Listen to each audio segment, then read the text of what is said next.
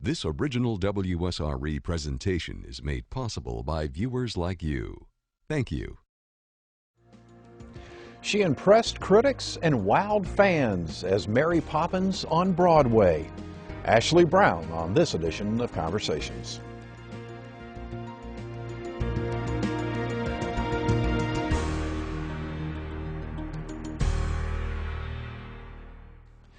I'm Jeff Weeks. Thank you for deciding to spend some time with us on this edition of Conversations. Boy, are we lucky this time around. Ashley Brown, fresh from Broadway, joins us. Welcome. Thank you. It is great to have you with us. I know you just finished up in Los Angeles, big tour for Mary Poppins. What are you doing now? I'm in LA at the time. My album just came out in February, so I'm just kind of focusing on that and traveling around doing different concerts, sometimes with symphonies, sometimes just with my little jazz band. It's just been amazing just to go around and be Ashley for a little while. Good for you. The album that you have, I guess, just recently produced is entitled Speak Low. Tell me about it. Speak Low, I just kind of thought that was a great title because it's jazz music, which is so different from any of the other music anybody's ever heard me sing. Obviously, it's not English Nanny, you know, I'm not doing the soprano stuff that most people have heard me do. And so that's why I think I was so attracted to that music, is just to go a complete different direction. And Speak Low is actually one of the songs on the record as well. How did you go about choosing the songs you were going to put on? It was hard because jazz standard songs, you know, you have My Funny Valentine, Speak Low, If I Were a Belle, all those songs that people know and love. It's hard to narrow it down because there's so many good songs. But I started with about 30 songs and kind of narrowed them down as I met with my arrangers and with my manager. We kind of just figured out which ones would work the best, and that's how we did it. Now, is this the first time you had been in the studio for a major project? Yes. I did the recording of On the Record, which was a Disney show I first did, but this was my first time in the studio doing a CD just for me. I've done little things here and there on different musical theater CDs for different shows, but it was really amazing to be such a part of the process, to pick my songs, say what I like, have my musicians, and all of us really work together and collaborate. How did you like the studio environment compared to the live audience environment? I love it. Do you? I do love it because, you know, I'm in this little sound booth and I'm singing by myself, and I just can enjoy the craft of singing and enjoy, you know, because on stage, you know, people can see me and see what I'm emoting. Right. In the studio, you really have to work on making those colors just come through your voice because you're not able to be seen, which is a lot harder than it sounds. And so I would really have to make sure maybe I smiled a little bit more, or I just had to feel it even more than I do on stage because I can't rely on my body. That's interesting.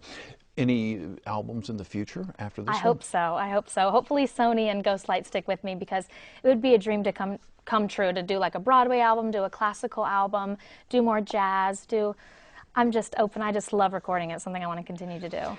Let's jump back and talk about Mary Poppins, because that's probably what you're best well known for at this point in time in your career. How did that come about? How did you become Mary Poppins on Broadway? Oh gosh, it felt like a long journey, but it happened so fast to me, and I never thought it would happen. I went to college at the Cincinnati Conservatory of Music right out of high school, and I just trained and trained and trained and trained to try to graduate as a full package. And I was expecting to move to New York, you know, wait tables, work at Banana Republic, you know, do what I had to do to keep auditioning and be able to live in an expensive place like New York. And I auditioned, and a week later, I booked a show called On the Record, which was a Disney show that toured. And while I was in that, the Disney producer said, you know, we're looking for a new Belle in Beauty and the Beast on Broadway. And I was like, oh my gosh, that would be amazing. So they flew me to New York on my day off, which was a Monday. So I went and auditioned. The first time I was so nervous. It was horrible. My knees were like shaking, and I was just a bad audition. So my agent called and they're like, they like you, but they want to give you another chance. They think maybe you can do better. I'm like, okay, that'd be awesome. So a couple months later, I went back, and I was so much more comfortable with the material that I felt really good about it. And 3 weeks after that, I found out I got Belle in Beauty and the Beast, and I was the 15th Belle, which was a good solid number. So that was a dream come true. So I thought, you know, I'm a lead on Broadway. I'm so young. What did I do to deserve this? And I was just having the time of my life. I had made such good friends within the cast, and living in New York, doing what I've always wanted to do within 2 years of graduating. So I was still pinching myself. I think I still am. But my agent called and said, you know, Mary Poppins is coming to Broadway and they love to see you. But nothing special. I mean, I was auditioning with like 300 other girls. So long story short, or long story long, I guess I should say, is I went in about 7 times for Mary Poppins over a period of 4 months. So every time I was going in, I was singing the song practically perfect. I was dancing, I was doing Step in Time and Jolly Holiday and doing everything. Not to mention, as you can hear, I'm not really English. I went with the worst English accent ever, but I gave it my best shot. And so it was and then at night I was doing Beauty and the Beast. So every single day from about 10 to 6, I was auditioning. And I was in front of Cameron Mackintosh, in front of Richard Eyre, the director, who had done many, many films. And with Tom Schumacher, who's head of Disney, Matthew Bourne, the famous choreographer, they're all sitting there watching me learn Mary Poppins, basically. Because, Mary Poppins dances, she sings, she acts, she's on stage the entire show. So they just had to make sure I could carry it, obviously, since I had to do the whole script, basically, before it was all said and done. So I was getting ready for Beauty and the Beast, and Tom Schumacher came in my dressing room, and I was getting my wig on for Belle, and he goes, I'm here, right? And I was like, I don't know, because inside, I think you protect yourself when you're auditioning for something, because after 7 times, I'm invested. I really want it. If I don't get it, I'm going to be a little sad. Sure. And so, but I think you protect yourself by saying, I'll be a good understudy. I don't have much experience. I know the other girls I was up against, they have done a lot more Broadway shows than I have. I'll be a great understudy. Well, he comes in and he goes, we want you to be our Mary Poppins. And it was on April 20th, 2005. I'll never forget it. And I just started bawling because I knew my life had changed. Yeah. How difficult was it to do the Beauty and the Beast show that night? I mean, were you just so wired? Oh my, I just got chills thinking about it. Yeah. I was just on cloud 9. I couldn't believe it. It was probably one of my best shows because I was just like, what? I was just so excited. It was just like singing for it, It was just such a good feeling to know that feeling that you get when you're doing exactly what you're supposed to be doing. I just wasn't expecting that feeling so soon. I knew that I always wanted to do this, but I didn't know that I had that special thing that made me be able to be at the right place at the right time and be prepared. What is that special thing, though? What separates you from all the other folks who are out there auditioning? I think timing has to do with a lot, timing. But I think of this, I love it so much. And growing up, people say, oh, you sacrificed this and you sacrificed this. And I guess I never viewed it as a sacrifice because homecoming versus rehearsing for Hello Dolly, I know it sounds silly now, but it's a big decision when you're 16. But I chose to go to my Hello Dolly when all my friends were getting dressed up for homecoming. And I'm not saying that particular, but it's that kind of mindset I was in. I was just had a goal in mind and I wanted to get there.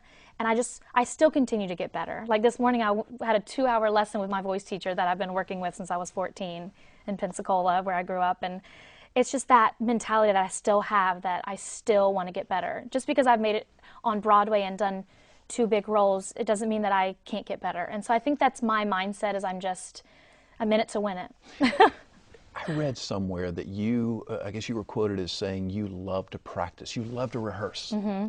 I do, because I feel like it's such I love singing so much because I think, it was a gift from God that I was able to do it. And I think it's another gift that I was given discipline. And I think that those two together, there are times when I would waver and I would get frustrated, but that feeling you get when you work so hard at something and you finally get it, something clicks, a light bulb goes off. It's just such a great, great feeling. And so I don't believe in coincidence. I believe in, timing, meeting, preparation, kind of. I was in New York for a week. I went in for this part of On the Record, and the girl, they were looking for an insecure, inexperienced, person. That was me in a nutshell. Right. You know what I mean? Right. I think if they wanted somebody confident who knew what they were doing, I wouldn't have booked it, because that's not where I was in my life. Right. And I think every time I go into audition, because I've gone to auditions where I haven't gotten the part, where I haven't even gotten a call back. But it kind of, you have to just realize, okay, it's not because I'm not talented, but it took me a while to be able to say that. Right, I'm not saying, I definitely have my insecure moments where I'm like, oh, what did I do, But there's sometimes they're looking for height, blonde hair, and it's amazing how many people really don't have an imagination. I'm like, remember wigs and heels and, all that stuff. But anyways, I digress. But, there's many times where, I haven't gotten the part, but you just keep going. And I've never changed who I am and what I bring to the table. I want to continue to get better. But if you keep changing yourself because of what one casting director thinks you should be, you're going to end up a whole mush of things. Right. So if you just stay what you do best every single time, regardless of the show, obviously you're playing a character, but I'm still Ashley. And that's what I've kept trying to do. Even though I'm nothing like Mary Poppins, I wish I was. I wish I was a little more tidy, a little neat, but I'm not. I still brought my sense of humor to it when I went to the audition room. And it wasn't what Julie Andrews did, and I took that risk of, you know what, I can't do it like she did. It was amazing. She did it the way she did to the fullest extent. There's no copying that. Right. And so I really went in with my sense of humor, with the way I feel she is, and I think she might be a little sassy. And so that's kind of, I think that's why I booked it. Well, that's what they told me, is they booked it because they saw me in it and enjoyed that I took such a different take. You were your own person. Yeah. You mentioned something I want to come back to, because I think there's a lot of young people out there who aspire to do, whether it's athletics or performing or whatever, but once the rejection starts hitting them, they back away from it. How do you overcome that? It's really hard, but you know, I have to say I've been very fortunate to have had so much positive stuff happen to me that when I have those dark days, I can be like, you know what? But I've to build myself up. I mean, sometimes I look in the mirror, I'm like, girl, you've been on Broadway, you need to get it together, you deserve to be here. I kind of have to really talk myself up, because I'm a performer. I constantly am putting myself out there every single day, and it does make you a little insecure, because you're giving your heart and soul into every audition, and when somebody says, I don't like that, or I don't like you, you're like, it's very personal. Sure. I think in any other job, if you do another job, it's not as personal, it's separate. Right. You know, like, I live to work, I don't work to live. Right. And I think it's really hard to pick yourself back up, but I think that's when strong family and friends, you know, are really take a strong part in that. Before you go to an audition, do you visualize your performance? Do you visualize your audition? And that's usually the worst thing I can do, because if it goes any other way, you're like, oh. Because I sometimes do better when I'm less prepared, because I just go with it. But I still get so nervous before auditions, you wouldn't even believe it. The couple days before, I'm like, oh, this audition on Thursday, you know, I think I'll always be that way. You may be less prepared for the audition itself, but I'm not trying to put words in your No, mouth, sure. but you're sort of prepared at your craft, because what you said before, you've been practicing and working on it for many, many years. Which, take me back, how old were you when you first started singing? I was 6 years old when I was singing at church, you know, like in the children's choir at church. And that was my very first solo at Gulf Breeze United Methodist. And Your hometown. My hometown. And every year I sang Oh Holy Night. I started that about 9 or 10. But I just was given a little snippet solo in this little musical called Ba Ba Bethlehem. And I was dressed as a lamb. It's one of my proudest moments. And I remember the choir director being like, oh my gosh, she can sing, but I was 6, you know. And my mom tells this great story how she was sitting in church for Ba Ba Bethlehem, and she was sitting there, because I would always scream around the house, but most 6-year-olds do. And this woman next to her goes, Marsha, well, I didn't know Ashley could sing. And Mom goes, well, I didn't either. And so then my mom always tells that story, because she was just kind of, she knew I liked to sing around the house, but it never clicked in her ear like, oh, I wonder what she's going to do when she grows up. Right. So after that, I was hooked. And I kept getting positive reinforcement by keep getting solos, and then they asked me to sing Oh Holy Night. And then I joined the Pensacola Children's Chorus in 4th grade, and kind of worked my way up in that. You know, at first I didn't get any solos because there's, 80, 100 kids. Right. And about 6th or 7th grade, I started kind of getting little solos here and there, nothing crazy. And then I started voice lessons my freshman year of high school. And because the best advice I ever got was from Susan Pote, when my mom, because nobody is in music in my whole family.